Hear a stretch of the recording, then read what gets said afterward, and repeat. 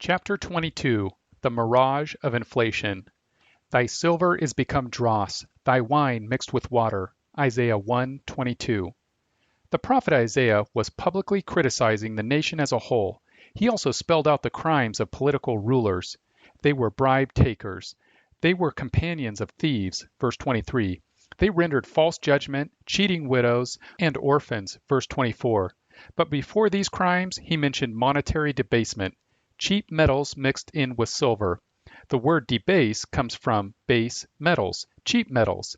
This was monetary inflation. Isaiah was making a point. The sins of the nation had debased the nation. The corrupt practice of silver smelters was to mix low-cost metals into the molten silver. This produced bars that looked like pure silver, but were not. This was counterfeit metal. It was deceptive. People in Israel initially thought that the silver bars had high value because of silver's scarcity, so the smelters continued to deceive the public. More counterfeit silver bars had come into circulation than there would have otherwise had been, had smelters not debased the bars. Isaiah did not say that prices had risen, but his listeners knew, and it was not just the smelters who were doing this. The winemakers were too. There was larceny in their hearts. He warned of a coming judgment by God. He used the language of smelting. Therefore, saith the Lord of hosts, the mighty one of Israel, I will ease me of mine adversaries, and avenge me of mine enemies, and I will turn my hand upon thee, and purely purge away thy dross, and take away all thine tin. And I will restore thy judges as at the first, and thy counselors as at the beginning. Afterward thou shalt be called the city of righteousness, the faithful city. Verses 24 through 26. The society was ethically corrupt. The society was ethically counterfeit, but the purging would be real. The debasement of Isaiah's day was kid stuff compared to today. That was because of the limits of deception. Pour too much dross into the molten metal, and it will no longer look like silver. The modern world has debased its coinage. No nation's mint issues silver coins as common coinage, only as collectibles. By the mid-1960s, silver coins were replaced by central bank counterfeits. In 1965, most money was not coinage, as is true today. Most money was a combination of paper currency and bank checks. Printed currency of any denomination all looked alike. The dross was paper and ink, worth a few cents. The silver was the face value of the bill. The central bank's profit, markup, on printing these bills was enormous. The governments had laws against printing counterfeit bills, but their central banks printed nothing but counterfeit bills. What held this process in check was the threat that people could bring in their paper money or write checks and get gold coins. That ended in Europe in late 1914, World War I. It ended in the United States in 1933. It ended for silver coins in the United States in 1964. Note, in the summer of 1963, I converted almost all of my money into silver coins, which I got at a bank at face value.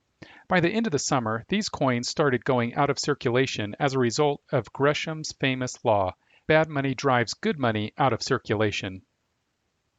Today, most money is digital. All digital money is counterfeit money. We do not even see the money any longer. We use pieces of plastic. Computers communicate with each other. Counterfeit money is morally wrong. It is a form of theft. But economists do not like to invoke ethics in their analysis of economic cause and effect. They also do not like to criticize theft by civil governments as theft, for that brings up this ethical issue. Thou shalt not steal. Exodus 20:15. It does not say, thou shalt not steal, except by majority vote. Hazlitt followed the lead of Ludwig von Mises. He used the word inflation to refer to fiat money creation. He did not use it to describe the result of fiat money creation, rising prices. Isaiah preceded both of them in this regard. He identified the evil of inflating, and it is evil. Mises did not mention ethics and economics together. Neither did Hazlitt. Murray Rothbard did. He always labeled inflating as theft. 1. Owners. The best definition of money, analytically speaking, is this: the most marketable commodity. Throughout history, this has meant gold and silver. Before the 6th century BC, in Asia Minor, this meant bars. After, it meant coins. There are owners of non-monetary assets. There are owners of monetary assets. Why does anyone hold money? Because money is used to make purchases. It is a medium of exchange. It is owned only because the owners expect others to exchange non-monetary assets for money. Money has a wide market. It has an instant market. You don't have to argue with a seller to accept your money at the retail price for whatever he is selling. You don't need to take a discount for cash. You may even get a discount for cash. 2. Window. When we are talking about a scarce resource, more is better, at the same price or lower. If an individual gains more, he is better off. This is also true of groups. When there is more to be had because the supply has risen, this is good for everyone. With respect to money, more is also better, but only for individuals. When people inside a monetary union all gain more money because the supply has risen, they are not better off. This makes money unique. When one person gives another person some money, the recipient is better off than before. The person giving money may be better off too. It is more blessed to give than to receive, Acts 20:35, but he is worse off monetarily. If the central bank were to create new money and then give it away by crediting everyone's bank account with more money, this would not make society richer. Why the difference? Because money is desirable in exchange, but not for personal consumption. In Robinson Crusoe, Crusoe is on the half-sunken abandoned ship that carried him to the island. He loads up with all the ship's supplies that he can carry. He then comes across the captain's money box. He takes some coins, but only after he has loaded up a raft full of useful tools. The coins will be valuable if a ship ever comes and rescues him, but not otherwise. If he is not taken back into society, the coins are useless except as decorations. Think of a counterfeiter. He prints new money. He spends it on items he wants. He is better off after these trades. So is the person with the fake money, as long as he never figures out that it is fake, and as long as no one else finds out. But society is not better off. It is worse off. A counterfeiter is on the loose. The government does not worry about a lone counterfeiter. It worries about imitators. One counterfeiter who spends money only on lunches and car repairs is not a threat, but he must be prosecuted as a warning to potential rivals. The counterfeiter's biggest rival is the national government's central bank. Actually, the counterfeiter is copying the central bank. The central bankers resent this as an invasion of the bank's turf. They call on the government to track this criminal down and arrest him. In the United States, the agency in charge of tracking down counterfeiters is the Secret Service, which also defends the life of the president. If an inventor makes a health-improving discovery and he puts it into the Creative Commons on the internet for free, lots of people will soon be better off.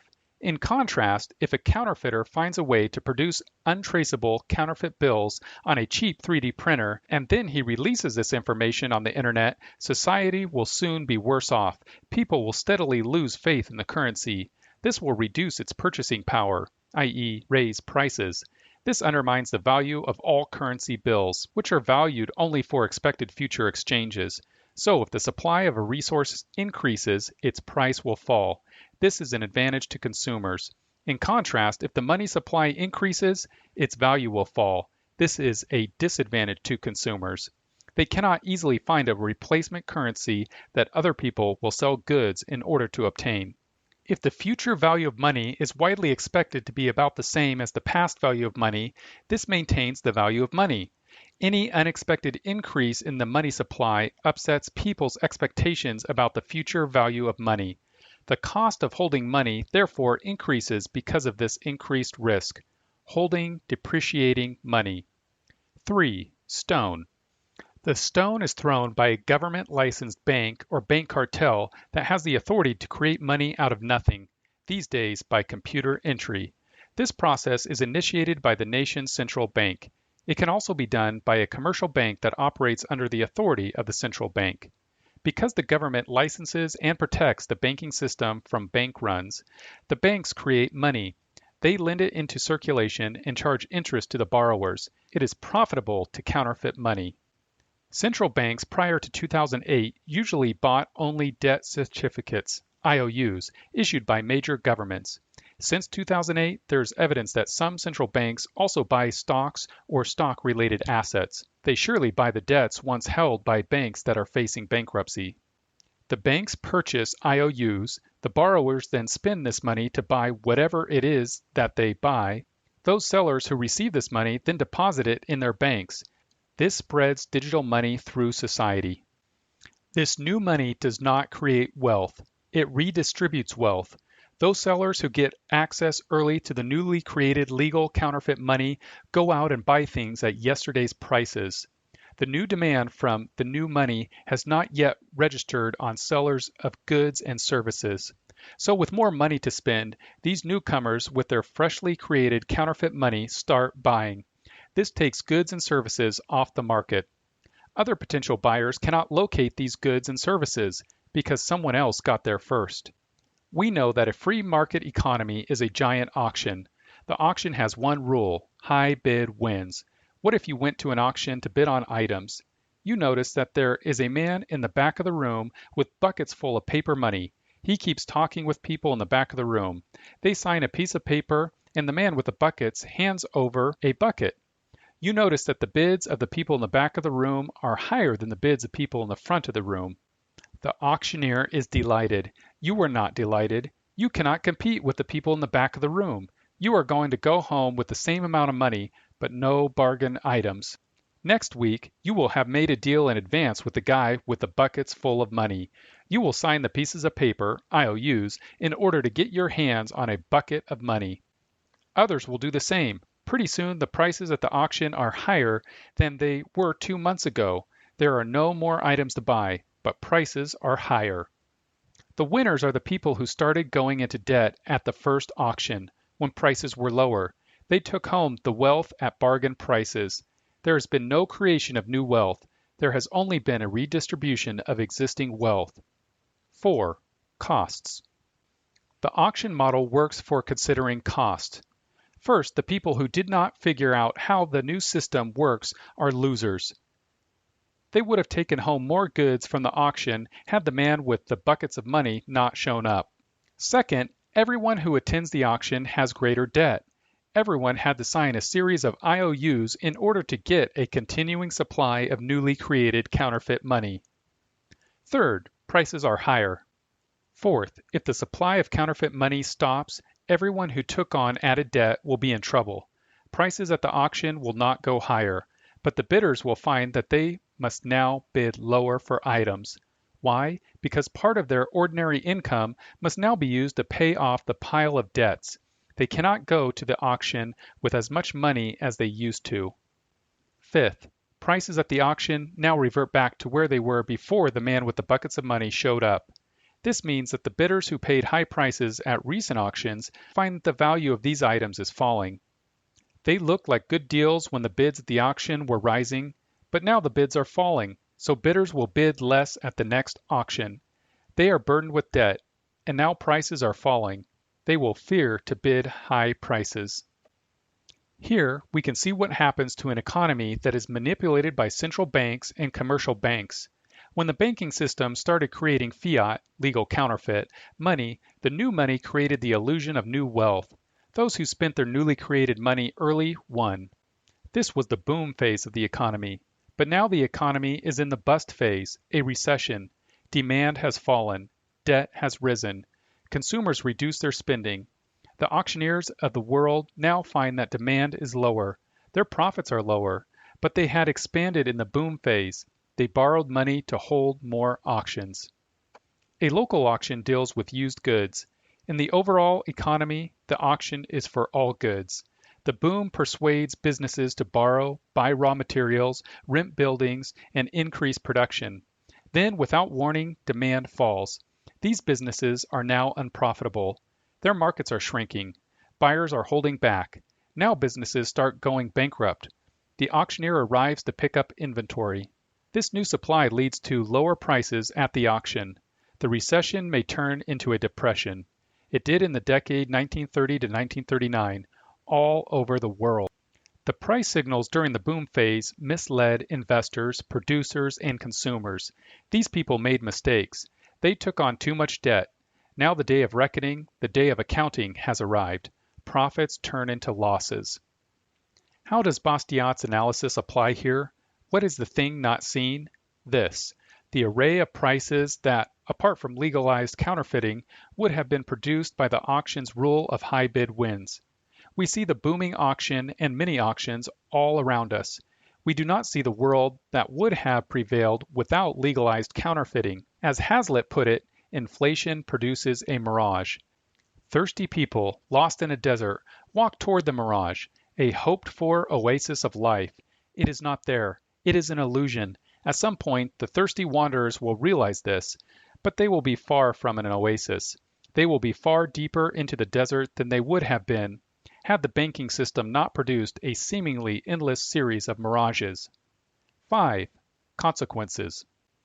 When the West went off the gold standard late in 1914 as a result of the early phase of wartime financing, the depositors lost their gold. They had been promised for a century that if they deposited gold coins at a bank, they would be paid interest, and they could get their coins back at a fixed price. That was a massive deception. Then, late 1914, the central banks and governments of Europe reneged on the promise. They stole the gold. Then they issued fiat money, except for Great Britain, 1925 to 1931. No European nation ever again restored a gold coin standard. President Roosevelt, in the spring of 1933, did the same thing. He was even worse. Not only would the banks not honor their promises to redeem, sell back gold at $20 an ounce, he declared it illegal for Americans to own gold. He declared this on his own authority. Congress later passed a law validating Roosevelt's unilateral declaration. From 1934 until August 15, 1971, central banks and governments could buy gold from the United States at $35 an ounce. Imitating Roosevelt's weekend precedent, President Nixon on a Sunday evening unilaterally announced that the United States would no longer honor its pledge to redeem gold to foreign central banks and governments. He closed the gold window, just as a handful of economists, including me, had for several years predicted he would. The Federal Reserve began creating fiat money on a massive scale to get the nation out of a recession. The result was rising prices. Prices rose from 1971 to 1981 at a more rapid rate than at any time in history of the United States in peacetime. There were a series of recessions, 1975, 1980, 1981 to 82. From 1971 until 2020, consumer prices rose well over six-fold. All over the world, central banks followed the lead of the United States. They inflated. The result was rising prices in every nation. Debt also rose, government, corporate, and personal. A level of debt now exists that has not existed since 1946, when Hazlitt wrote his book. That debt was abnormal, the product of World War II. Today's debt levels have become normal. Politicians, corporate CEOs, and households are used to these debts. But if central banks cease inflating, these debts will be revealed as unsustainable. At that point, there will be debt liquidation and bankruptcies. Central bankers fear this, and so they return to inflating. This continues the bad investing that prevailed in the previous boom phases. Conclusions. In 1972, a collection of articles by F.A. Hayek was published in Great Britain, A Tiger by the Tail. It was on central bank inflation. The tiger today is much larger. It is much more dangerous. The world is still on the tiger's back. Money is the most marketable commodity. It is the central economic institution. It is the result of the division of labor, and it has become central to the division of labor. It is the source of price signals. The price system is the greatest source of information in history.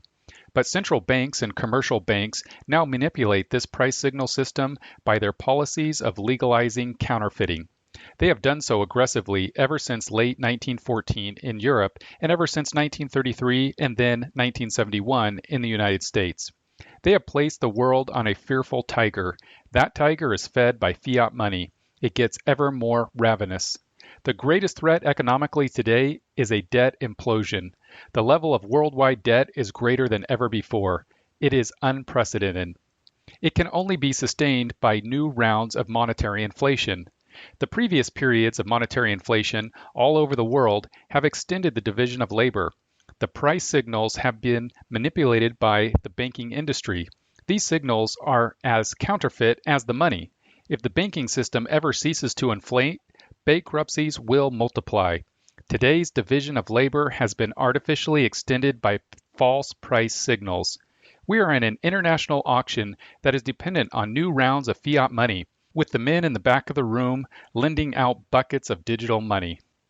We call a mild contraction of the division of labor a recession. A major contraction is called a depression. The world has not seen a depression since 1940. People are not mentally, emotionally, or financially prepared for another depression.